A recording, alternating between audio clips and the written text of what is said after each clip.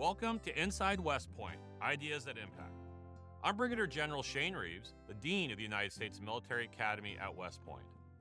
Through a series of discussions, we will show you a different side of West Point, where we will make even our most complex initiatives accessible to broad audiences, and give you an inside view to our cross-disciplinary work, which is being applied throughout the world. Welcome back. Today, we have Lieutenant Colonel Will Koch, the Program Director for the Space Science Program in the Department of Physics and Nuclear Engineering, affectionately called the House of Pain. Get ready for a one-of-a-kind conversation on space and the modern warfighter. Welcome, Will. Thank you, sir. Thank you for having me. I'm excited to be here, and I appreciate you highlighting the space program. We're going to have a good time today. So let me just tell our listeners a few highlights from your bio. So Lieutenant Colonel Will Koch is an Academy Professor and the Program Director for Space Science in the Department of Physics and Nuclear Engineering. He graduated from the United States Military Academy in 2004 with a Bachelor of Science degree in Physics. He was commissioned in the Aviation Branch and served as a platoon leader in the 3rd Squadron, 17th Air Cavalry Regiment during the surge in Baghdad, Iraq. He later served as a company commander in the 1st Squadron, 6th Air Cavalry Regiment during Operation Iraqi Freedom and New Dawn. Following his commands, Colonel Koch earned his master's degree in physics from the Massachusetts Institute of Technology in 2013. He taught in the Department of Physics and Nuclear Engineering from 2013 to 2016. Following his junior faculty time, he spent 2 years working in NASA's astronaut office, working on the SpaceX Commercial Crew Program as the prime stakeholder for crew vehicle interface requirements on the SpaceX Crew Dragon spacecraft. Lieutenant Colonel Koch went on to earn his PhD in nuclear science and engineering from MIT before returning to USMA as an academy professor. Will is married to Vanessa. They have 2 incredible children, and my favorite part of the entire bio, 2 poorly behaved cats. All right, so let's jump right into it. So what is the biggest challenge now and into the future that we need to be thinking about related to space? And I'll tell everyone up front, West Point is deeply committed and aggressively pursuing the space domain when it comes to how it interfaces with modern warfare. And I think that you are right in the right place at the right time to talk on this topic, and I'm really excited about it. So what is the biggest challenge? I think in the future, our soldiers are going to be operating with technology that has not even been invented yet. And that technology is going to interface directly with the space and all the assets we have in space. And from my background, looking back to the surge in Baghdad, flying a helicopter that was built in the 60s, that was upgraded with 80s technology, and then in 2007, we're flying with this helicopter. And even in 2007, we had capabilities that were very effective that pilots did not trust. And so we ended up operating without those capabilities because the operator did not trust the system. I think the same is going to be a risk to us in the future with the space endeavor. We've got the things happening in the magical world of space that enables our warfighter, but the warfighter has to understand the capability, that they have to understand the limitations, and then trust the piece of equipment. So back to the 2007 example, why didn't the pilots trust the technology for those reasons you just stated? One of the systems was called point track and offset acquire, and it was a fairly simple system. You had to know the limitations of it, and you had to really pick a high contrast on the view, on the screen, to get the system to track the point, and then you could fire a very precise laser hit spot to do a self-guided Hellfire engagement. And I think pilots didn't really fully understand exactly the limitations of that system, and the couple of times they would try it in training, it would do what's called break lock, and it would skew off very quickly. And very quickly, capability can become a vulnerability or a limitation in combat. Yeah, it doesn't help if all of a sudden you don't trust it and you don't use it. Right. So that's a great example of one of the challenges that we are going to face. Today we have so much data. We say that data is ubiquitous, right? It's all over, our not just modern society, but the modern battlefield. And we have a bunch of new technology. And so the data and the technology, all this can be extremely overwhelming. And I agree with you, as we create and advance capabilities, as you just stated, that doesn't mean the warfighter will use it. In fact, I think there is a hesitancy to use these new technologies, especially if they don't trust those technologies. So have you thought about how we can better integrate capabilities onto the battlefield, in particular as it relates to the space domain?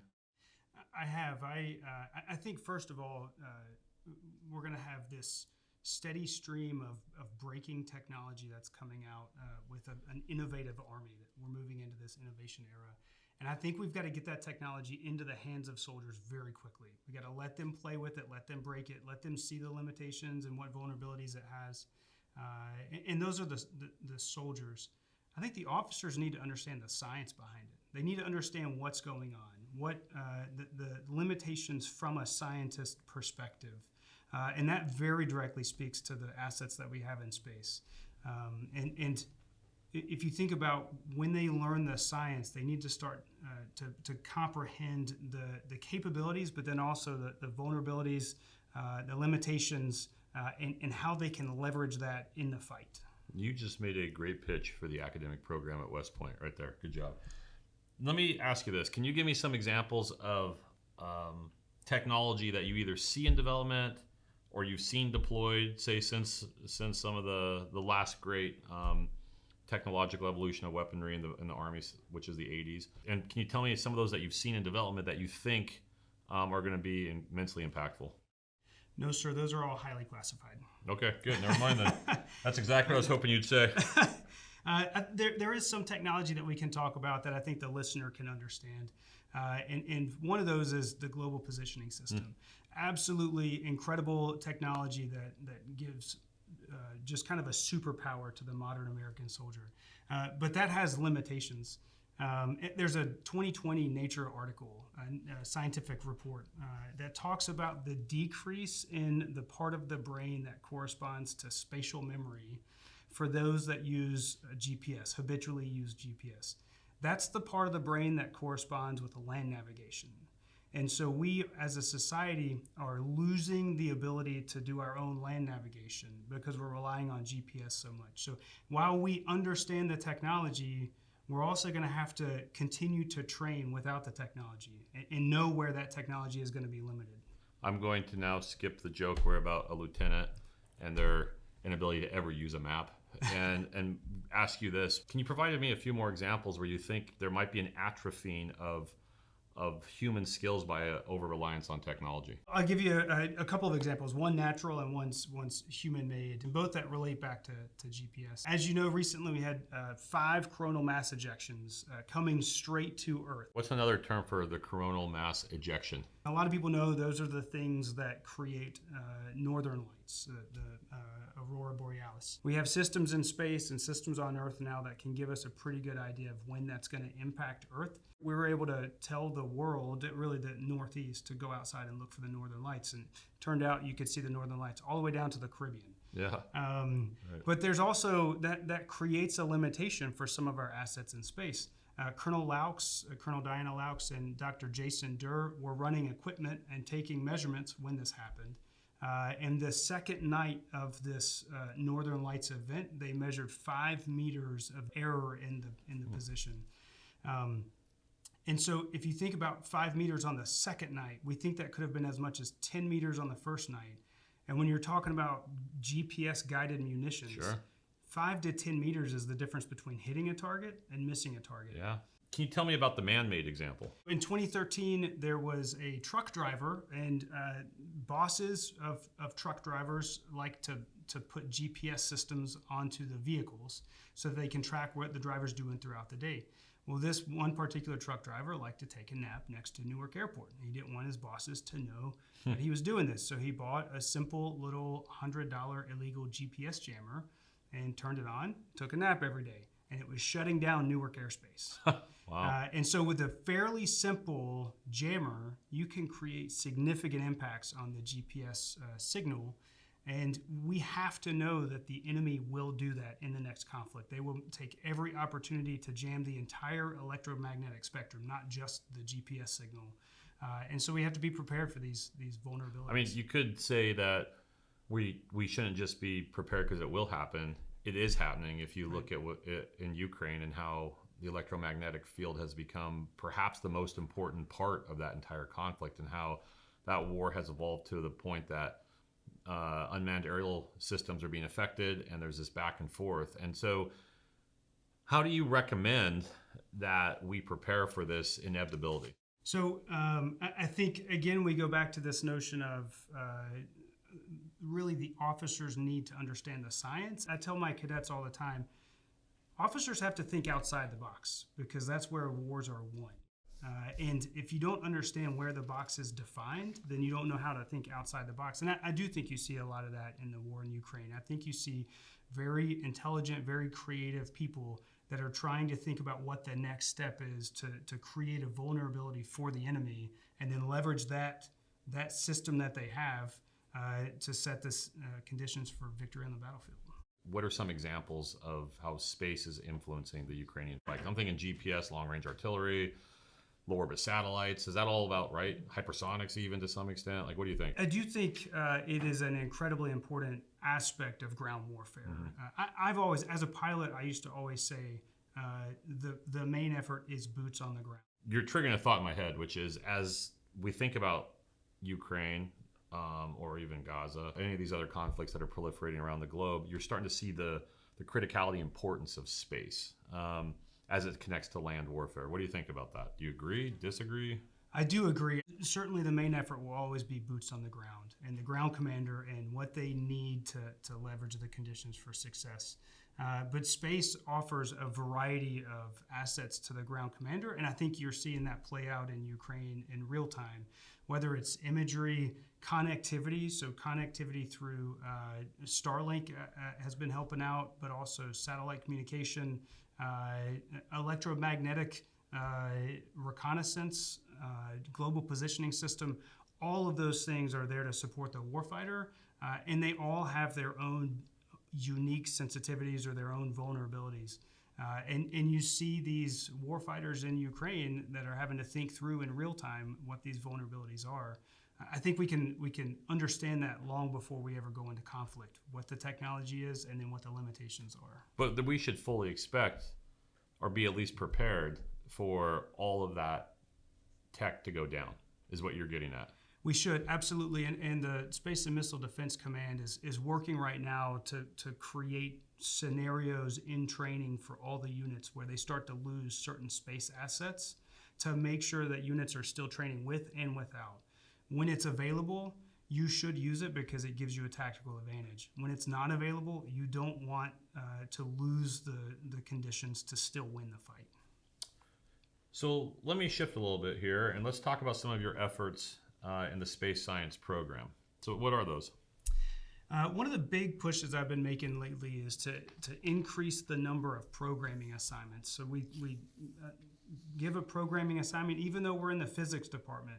I want my cadets to understand how to write a fairly simple Python program and tackle a big data set. How is that applied to space? So everything in space is these monster data sets. You get raw data down from space, and you can rely on a third-party company to crunch the numbers for you, but we need officers that are able to crunch their own numbers and then pinpoint where the company has missed or their calculations went wrong. It's a system of checks and balances, and all of these are big data sets. So you can't just pull out a calculator and calculate something. You have to write a script and then tackle this big data set and think through how you creatively display that data to highlight when something has gone wrong. Why do you think that's important for a new second lieutenant to be able to at least understand that? I don't know if I necessarily believe a brand new second lieutenant needs to understand it. I think these officers are going to come out,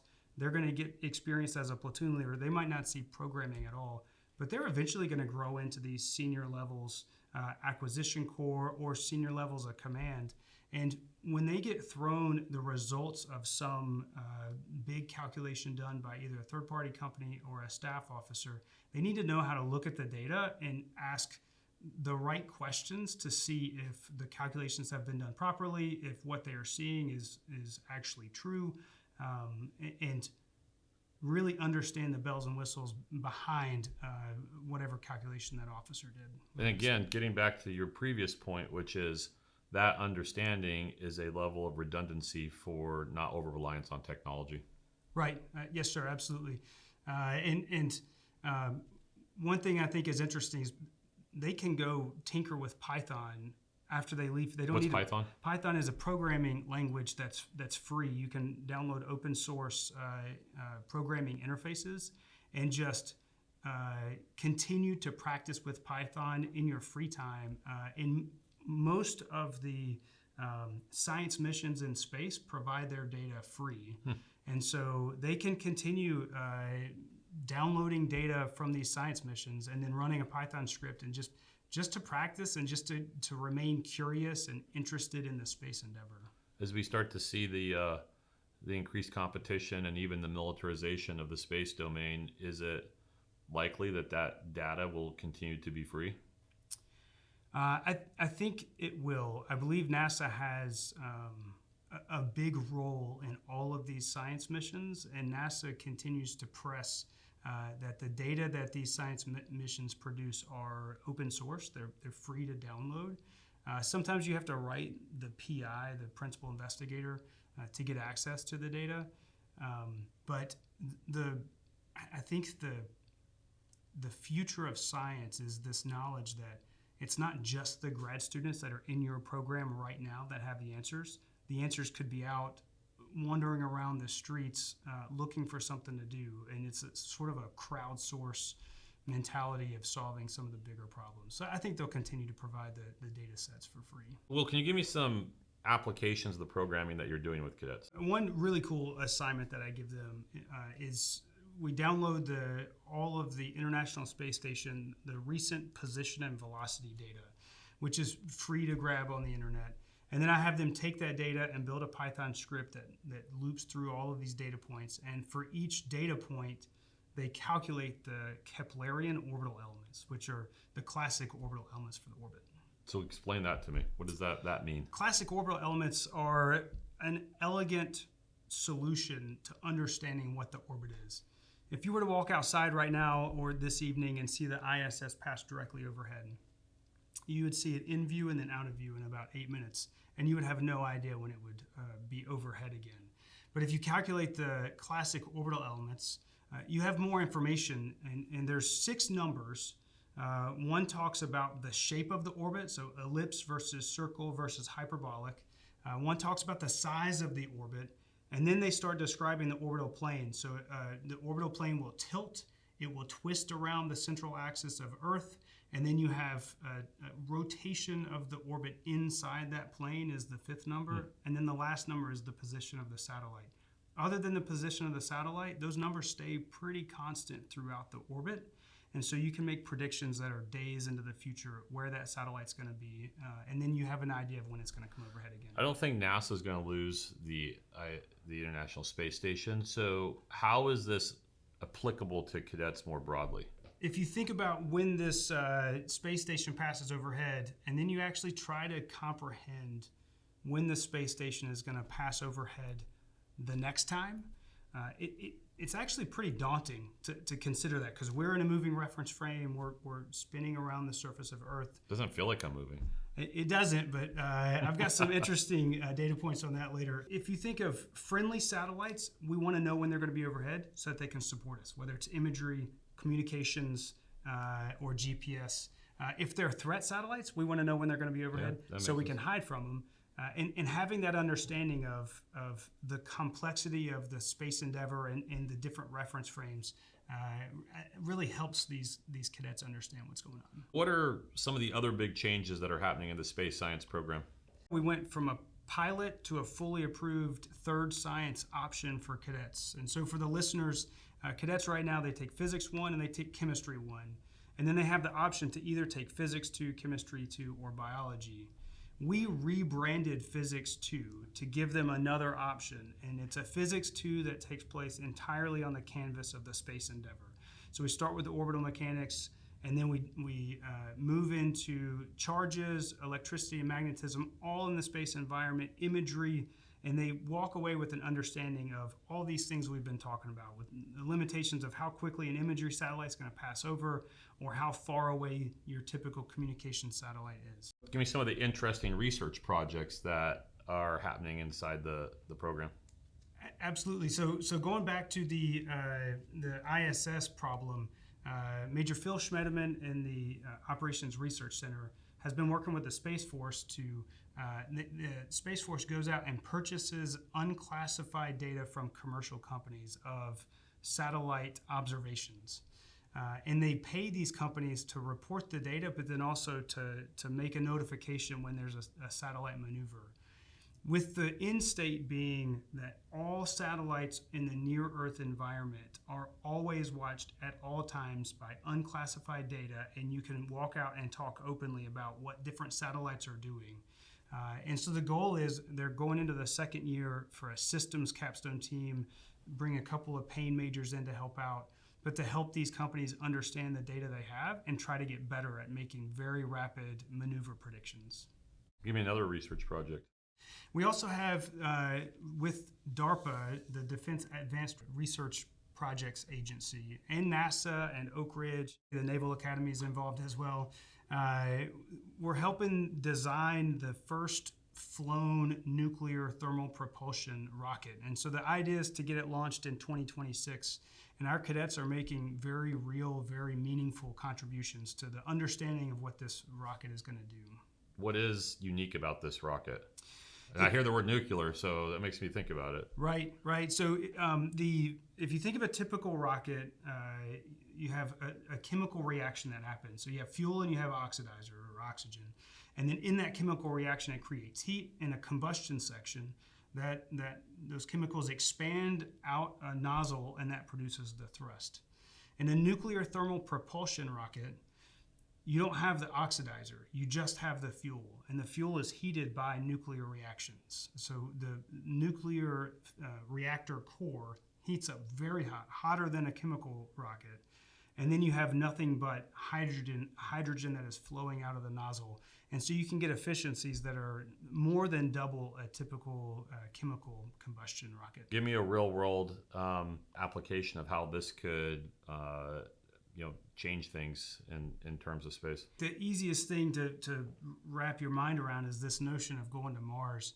If we send people to Mars, it's going to take 9 months if we send them with a chemical engine.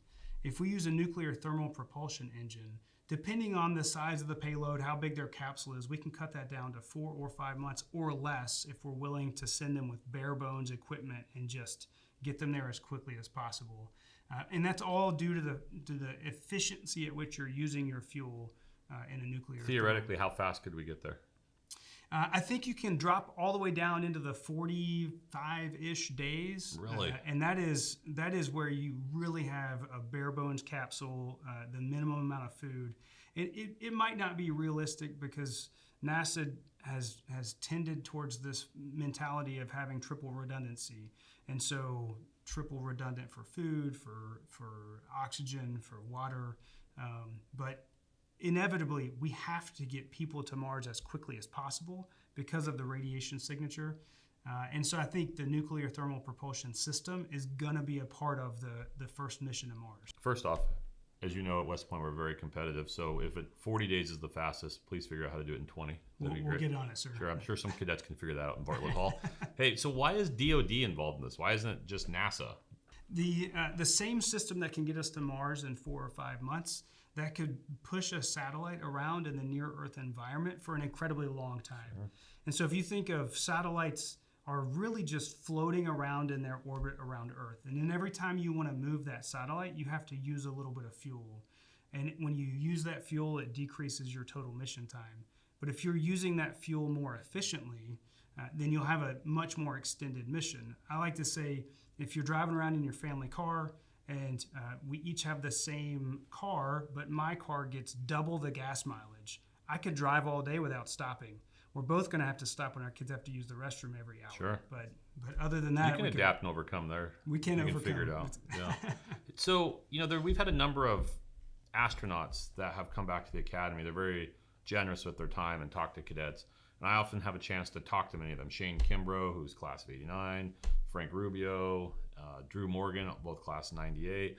And in the conversations with them, there's two big limiting factors to long range or deep space. It is the radiation, and it's the effects on the human body. This seems like this could be a potential way to solve those issues also, if you can figure out a way to use the fuel in an efficient way to speed up the trip. Does that make sense? It absolutely does. The trip to Mars, if you think about orbital mechanics, at Earth, we're going a lot faster than Mars is. We're going around 30 kilometers per second. Mars is out there doing something like 24 kilometers per second. So when we launch a mission, by the time you get to Mars, Earth isn't where it was when you started. It's nowhere near, in fact. And so at some point, you have to wait until Earth comes back into its position to launch a mission to return. So it's going to be a 2.5 year to 3 year mission. And the way to solve that is to get onto Mars and get underground very quickly. And then most of your mission is going to be underground. And then you can come out and do surface extravehicular activities when you know there's no big radiation storm coming from the sun. And so how far along is the work on this type of rocket? Or this type of propulsion system, I guess, for the rocket? It is a fascinating story in the history of this propulsion system. NASA built and tested the first rocket, tested on the surface of Earth in the 70s. It was called NERVA.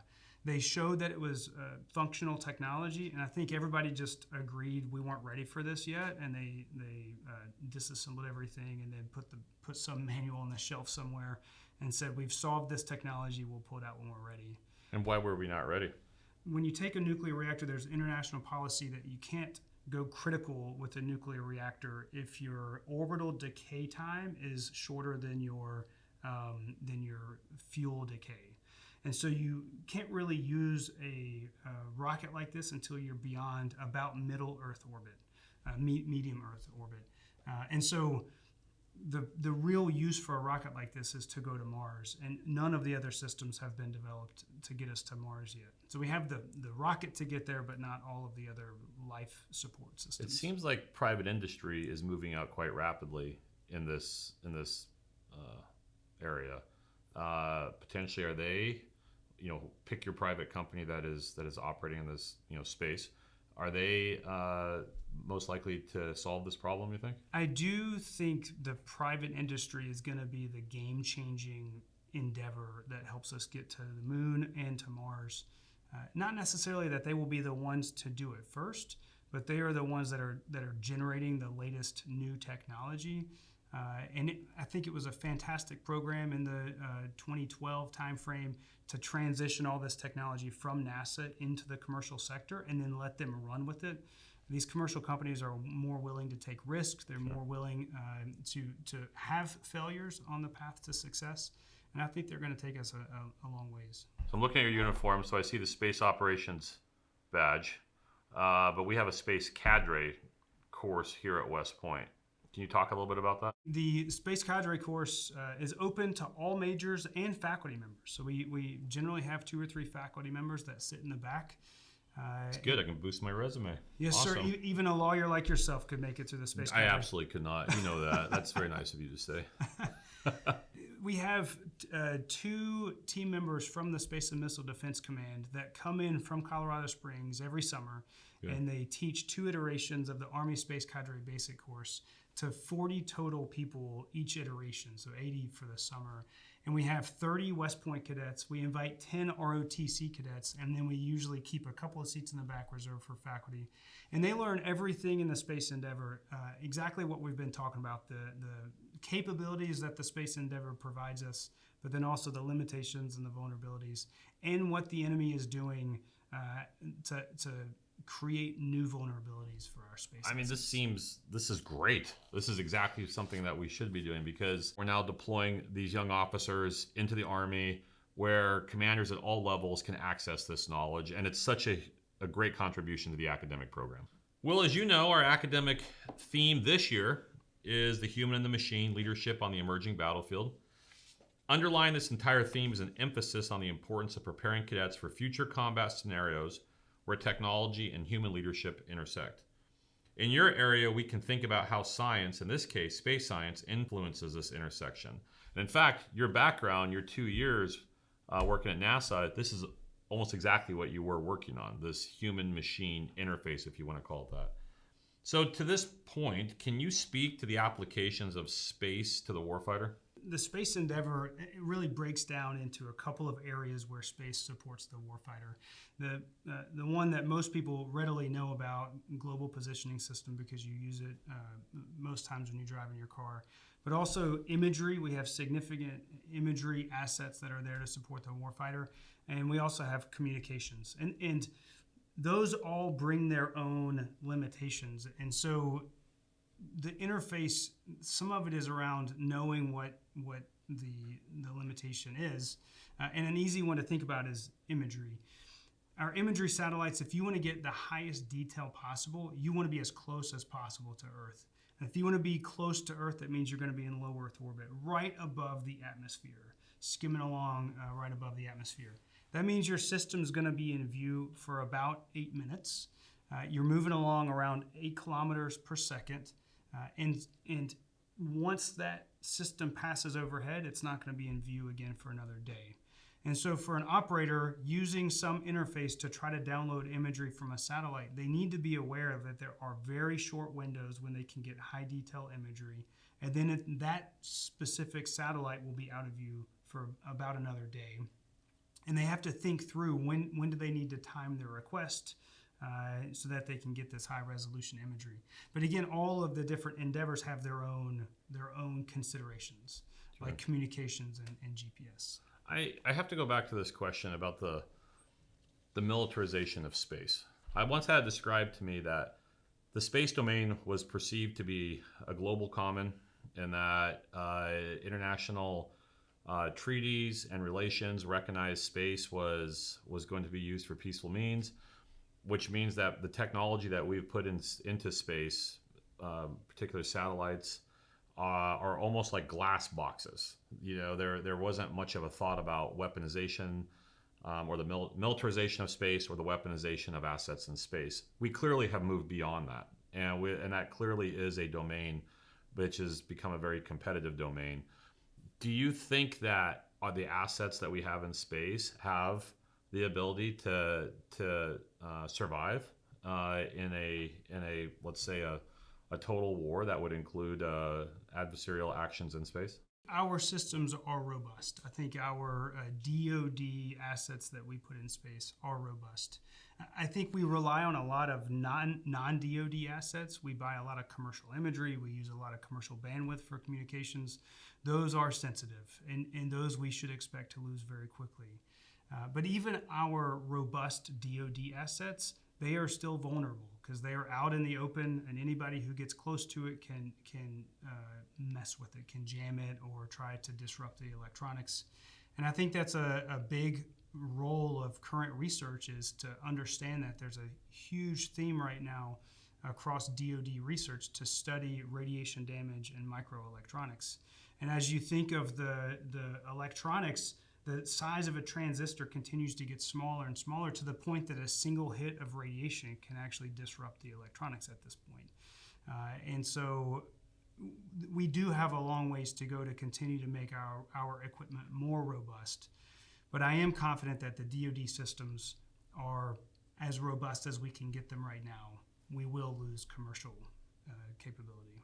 What are your thoughts on the statement by Vladimir Putin that there's the technology available to the Russians to put into space a nuclear device that could severely, hamper or destroy thousands, if not more, assets in space? What do you think about that?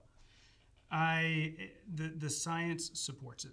You can create artificial Van Allen radiation belts. And those radiation belts can persist for periods of time, and they can damage electronics. I do believe, our assets on orbit are robust to smaller levels of radiation. I think it would be pretty difficult to create an artificial radiation belt that's so severe that it takes out thousands of satellites. I do think commercial satellites are generally not anywhere near as robust. And those will be taken out very quickly in a scenario like that. Do you take that threat seriously? I do take that threat seriously. Again, going back to this notion of officers have to think outside the box. And I think that's the way we should be thinking. I don't think we would do something similar to that because you're going to hurt a lot of civilians, sure, and the assets. But we need to put our mind in that mindset so that we understand what the enemy is going to be trying to do. Clearly, West Point is aggressively moving into preparing our cadets to be able to understand the space domain, understand its opportunities and its limitations. Where do you see West Point going in the next 10, 20 years as it relates to the space domain? West Point is really an idea generator where we can create disruptive ideas that bubble out of the cadets and the faculty that teach here. And then as those ideas come out, they get formulated, and then they can get partnered up with industry or national labs and create a whole new mindset for technology that we haven't even thought of yet. But to get there, we've got to teach robust, introductory, basic science. We have to help them think about very complex problems, and it's not until they see the full picture that they can start thinking about what technology is out there that hasn't been created yet. And of course, our primary mission is helping prepare those cadets for this world.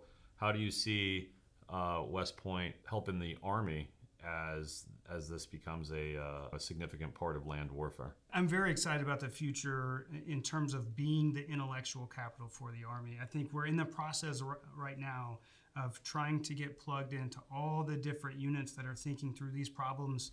A lot of these infantry divisions already have innovation cells, and as we start to get connected to those and we start learning about the problems that are actively concerning the ground warfighter, we can start to bring those problems into West Point and produce solutions that they may not think of. Yeah, and that's exactly why the United States Military Academy has created the West Point Works Innovation Hub, is to do exactly what you just said, which is connect and then really unleash the intellectual capital that resides here at West Point in an interdisciplinary way to solve some of the Army's big problems. And clearly, space is a domain where we need to be thinking quickly about and how we can fight and win. So in your career path, you got your master's in physics, then you got a PhD in nuclear science and engineering. Why'd you pick those? I was in my second tour in Iraq and applied to come here and teach, and was accepted to MIT's physics department.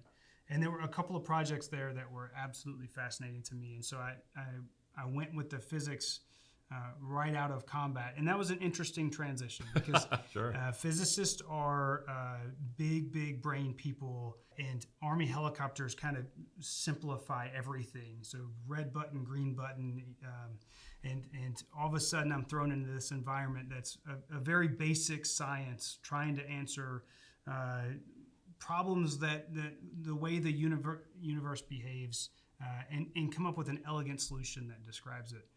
Between my master's degree and my PhD, I transitioned from MIT's physics department to the nuclear engineering department, which is more of where you take the fundamental lessons learned in basic science and you try to apply it to the benefit of humanity.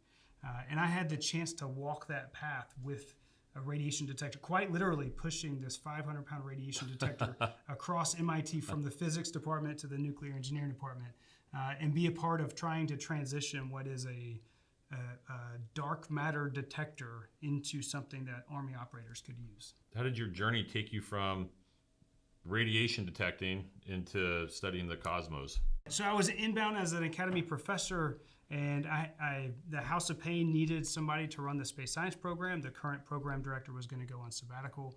And between my background in physics and my 2 years at NASA, where I was working very directly on the Dragon spacecraft and making design feedback and kind of living the life of a space operations officer, I felt like I was a good fit, and the rest is history. It's been a very interesting and fun journey. Tell me a little bit more about your time at NASA and as a space operations officer.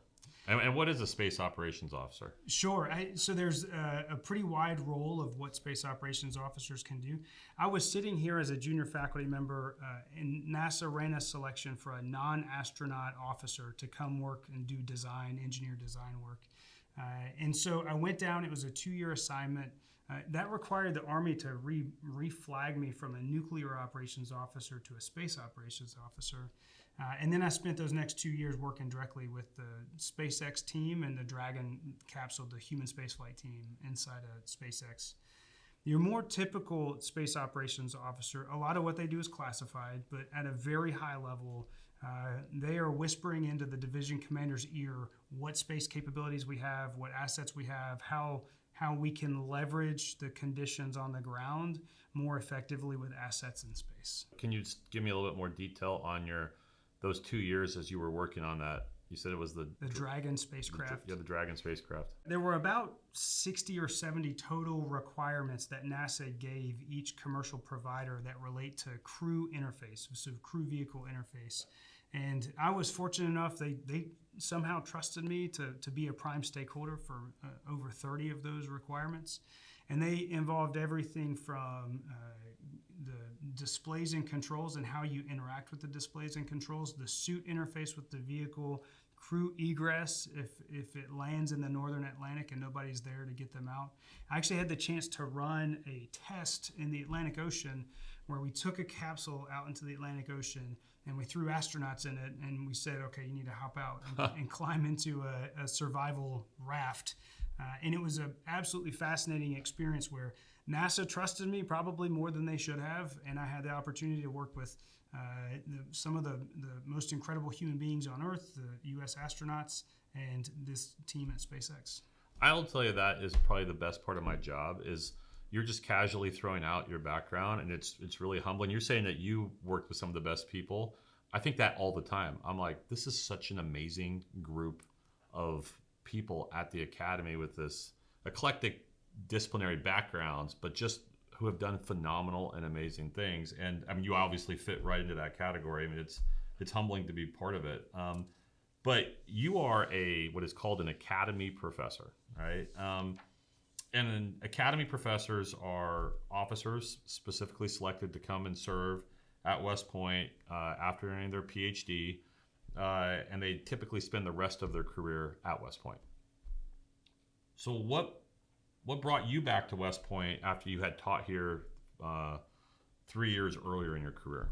I was at NASA and I had just finished the interview round for astronaut selection, and they go from 18,000 down to 120. And I did not make the next round where they go down to 40 candidates. And so it very deliberately caused me to stop and think about my career and to really reflect on my career as an Army officer. And I had 7 years as an aviation officer. I had 5 years as a nuclear operations officer. I had several years at that point as a space operations officer. So I had a pretty wide sample from the Army, and I kept going back to my time at West Point teaching and standing in the classroom and working very close with cadets to choose a hard path, to choose a physics major, choose a nuclear engineer major, and seeing these cadets come into the physics classroom and help inspire them and get them ready to go out and lead troops in the Army. Your story there about not making the final cut in NASA is almost mine exact, except mine is with the NFL. And I chose to serve my country instead of play professional football. That's not true. I didn't know if I wanted to laugh. I decided That's to make great. that up. That's great, sir. I often like to end the episode with some rapid fire questions. So you're going to have to humor me here. So the key is brevity, though. You only get a few seconds and a few words. So are you ready? Actually, sir, I have some rapid fire questions for you. All right. Well, first off, I'm going to tell you right now, I'm extremely confident I can answer these. You know why? Because I'm the dean. And as the dean, I basically am an expert in all of our academic disciplines. So this isn't intimidating at all. Okay, sir. How fast does the International Space Station travel around Earth? Easy. 30 feet a minute.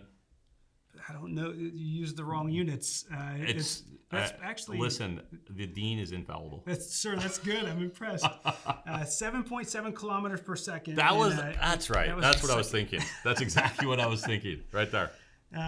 Okay, sir. So the space station is traveling around Earth. Mm-hmm. Earth is moving around the sun. Mm-hmm. How fast is Earth moving around the sun? I think you have incorrectly stated, because from my understanding, the Earth is the center of the solar system and the sun revolves around it. I believe I understand that correctly from the Middle Ages. There is a model where you can make Earth the center, and it's a very chaotic model. So I just think your question's irrelevant. That's correct, sir. 30 kilometers per second. That's a great answer. Yeah, that's where I was going with that. As the Earth travels around the sun, the sun is traveling around the center of the Milky Way. And so space station is traveling around 8 kilometers per second, Earth 30 kilometers per second around the sun. How fast do you think the sun and the solar system is moving through the universe? I'm just going to throw out something. 230 kilometers a second. That is impressive. So it's spot on. I just had to think about it for a minute. It was good. I had to do some calculations. Right? I think you might be able to get there with just the numbers that you knew. That's good. Yeah. I'm impressed. Yeah. Well done, sir. No problem. And so the Milky Way is also traveling through space. How fast is the Milky Way traveling? So is space expanding or shrink? I don't remember. It is a constant debate and currently expanding. Although I'll have to check with my astrophysics PhD to get the latest. I'm going to go with my 40 time, a 4.5. I ran a 4.540. That's what my answer is. That's a good 40, sir. It's pretty. It's not even close to accurate, but that's what I think it is in my head. Right before the NFL. Yeah, offer. right. 600 kilometers per yes, second. That's it. So I don't advise you look at the sun, but if you were to look at the sun, how old are those photons that strike your eye? The photons. Gosh, I mean, I would, I'm gonna say those photons are 1 million years old. They are. So it takes 8 minutes to get from the surface of the sun to our eyes, but then those photons are created in fusion at the center of the sun around 1 million years ago. That was my Dr. Evil. $1 million. 1 million, and it was a perfect answer. Thank you. It was very good. Thank you. Now it's my turn. Yes, sir. That was exhausting. I was sweating. I wasn't ready for that. Okay. Who's the most inspiring leader? So I have a laundry list of people, but Colonel Ken Chase, my squadron commander when I was a troop commander in combat, absolutely influential leader. Fantastic human being. If you could have dinner with one historic person, who is it? I'm going to say Buzz Aldrin. And Buzz, you can call me and come on up and talk to West Point. Love to have Buzz Aldrin. What would you ask him, by the way? I really want to, they all have their, I think, scripted response about what was going through their mind on short final to the moon landing. I want to ask them in person. Sure. I want to pry. I want to see really what was going through your mind. I bet you it would be something technical, is my guess. I bet the first words out of his mouth would be the checklist. Yeah, the checklist. Right. So what's your favorite song? I have different songs for different moods, and so I'm going to give you my programming song, Madness by Muse.